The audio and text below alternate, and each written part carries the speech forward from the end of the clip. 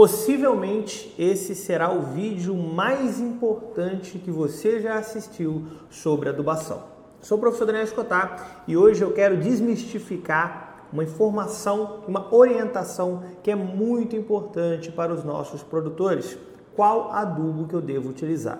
Vamos lá. Diariamente eu sempre recebo aquela dúvida assim: Daniel, eu quero implantar aqui a cultura do milho, quero implantar a cultura da soja, eu quero implantar um café, eu quero plantar aqui uma cultura X, Y ou Z.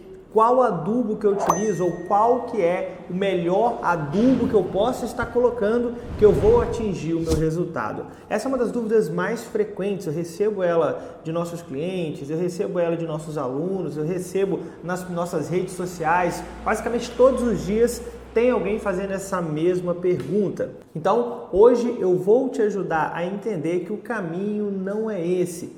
Fazer a definição do adubo, do insumo que você tem que utilizar, você precisa seguir aqui um passo a passo, você precisa seguir um caminho para que a escolha seja feita da forma correta. E para a gente poder começar, vamos ao básico. Você já tem que entender que não existe um adubo ou os adubos que sejam obrigatórios para qualquer que seja a cultura. Para que a gente possa definir qual adubo utilizar, é importante seguir aqui pelo menos 3 princípios básicos.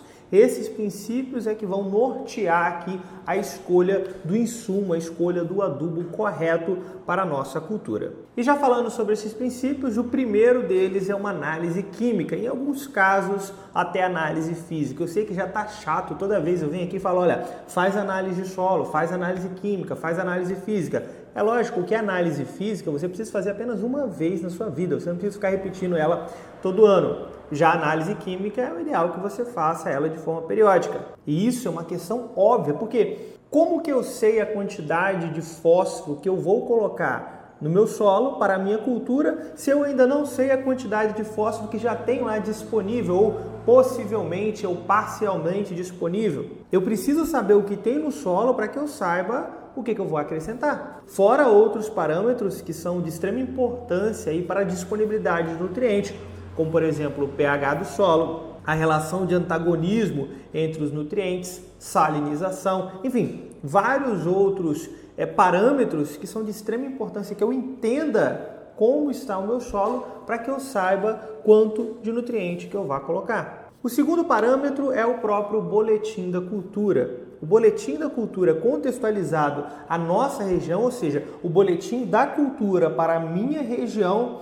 é ele que vai me dizer a quantidade de nutrientes que a minha planta, que a minha cultura vai precisar durante seu ciclo. É lógico, existem várias formas de você fazer esse cálculo, né? Existe cálculo lá por ponto de nutrientes, existe o cálculo que a gente faz pela relação em que os nutrientes se encontram no solo, enfim, existem várias formas, mas o boletim contextualizado para a nossa região é que vai nos dizer quanto de nutriente que a planta precisa no seu ciclo, qual a fase, como fazer esse parcelamento, como fazer a relação lá se meu nutriente está baixo, está médio, está alto, lá na minha análise química, como que eu faço essa relação. Então o segundo parâmetro é entender realmente a necessidade nutricional da minha cultura.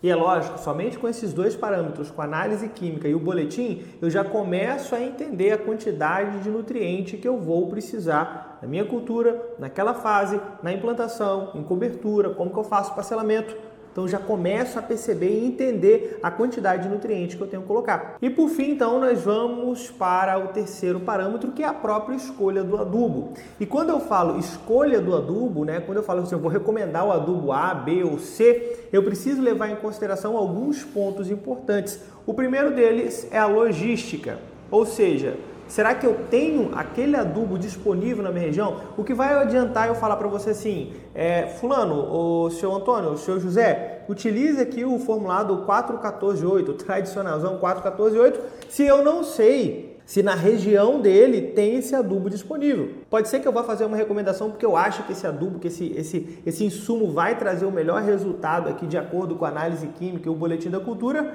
mas quando ele chega no mercado ali, na região dele, ele não encontra o insumo que ele quer. Isso aqui é muito comum, a gente tem feito recomendações para produtores em que na maior parte das vezes ele se frustra por chegar lá na loja e não encontrar aquele insumo, e aí acontece uma série de questões aqui que acabam atrapalhando a recomendação. Ele vai chegar lá, não vai ter o adubo que ele quer, o lojista vai recomendar um outro insumo que as garantias não batem e toda a recomendação ela é comprometida. Então o primeiro ponto é fazer um levantamento regional dos adubos, dos insumos que nós temos disponíveis. Depois que eu fiz esse levantamento, eu vou levar em consideração duas outras questões importantes. A primeira delas é a garantia do fertilizante. Ou seja, quanto de nutriente que ele disponibiliza. E quando eu falo garantia, eu levo em consideração aqui outros fatores intrínsecos, como por exemplo solubilidade, como índice salino, tudo isso daqui é importante, né? Esse conhecimento dos parâmetros intrínsecos de um adubo é importante que você saiba. Então eu tenho que levar em consideração as garantias para saber se as garantias daquele insumo, daquele adubo vai suprir a necessidade da minha cultura de acordo com a minha análise química e o boletim, que são os dois outros parâmetros que nós falamos lá atrás. E depois de verificar então as garantias, eu vou ter que verificar uma outra questão que é muito importante e que é desprezado aí pelos nossos técnicos, por muitos agrônomos, que é o próprio preço dos insumos. Custo de produção é muito importante. Na maior parte das vezes o produtor ele não pode brigar pelo preço que ele vai comercializar ali a sua produção. Às vezes ele não consegue brigar por preço, mas ele pode e deve todo o tempo brigar pelo custo de produção. Muitas pessoas dizem, né? O lucro do produtor não está por quanto que ele vende o seu produto, e sim por quanto que ele compra os insumos. Ou seja, custo de produção é muito importante. Então, depois de verificar as garantias, né, as partes intrínsecas lá como solubilidade, índice salino, todas as características dos adubos que influenciam na disponibilidade de nutrientes e no resultado final, eu tenho que verificar também preço. Preço é muito importante. Bom, então esses são os 3 parâmetros que eu preciso analisar para que eu saiba qual que é o adubo ideal a ser utilizado naquela fase, para aquela cultura, naquele momento.